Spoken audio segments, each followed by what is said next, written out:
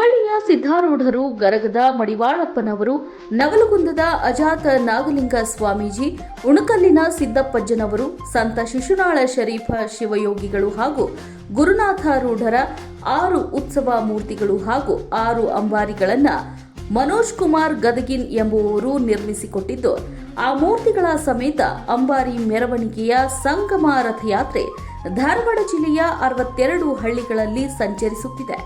ಈ ಸಂಗಮ ರಥಯಾತ್ರೆ ಶುಕ್ರವಾರ ಧಾರವಾಡ ಜಿಲ್ಲೆ ಹುಬ್ಬಳ್ಳಿ ತಾಲೂಕಿನ ಸುಳ್ಳ ಗ್ರಾಮಕ್ಕೆ ಬಂದು ತಲುಪಿತು. ಅಂಬಾರಿ ಸಮೇತ ಸಿದ್ಧಾರೂಢರ ಸಮಕಾಲೀನರಾದ 6 ಮೂರ್ತಿಗಳನ್ನು ಹೊತ್ತ ಟ್ರ್ಯಾಕ್ಟರ್ಗಳಿಗೆ ಸುಳ್ಳ ಗ್ರಾಮದ ಗುರು ಹಿರಿಯರು ಪೂಜೆ ಸಲ್ಲಿಸಿ ಬರಮಾಡಿಕೊಂಡರು.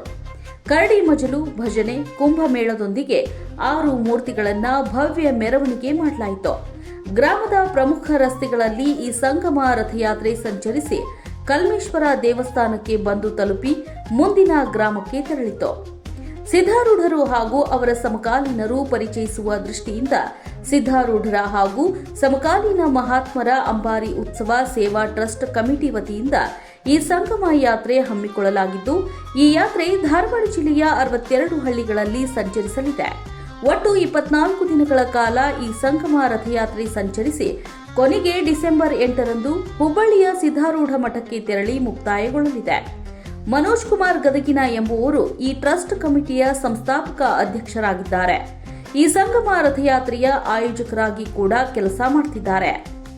ಒಟ್ಟಾರೆ 24 ದಿನಗಳ ಕಾಲ ಈ ಉತ್ಸವ ಮೂರ್ತಿಗಳು ಧಾರವಾಡ ಜಿಲ್ಲೆಯ 62 ಹಳ್ಳಿಗಳಲ್ಲಿ ಸಂಚರಿಸಿ ಸಿದ್ಧಾರೂಢರ ಸಮಕಾಲೀನರ ಮಹತ್ವವನ್ನ ಸಾರಲಿದೆ.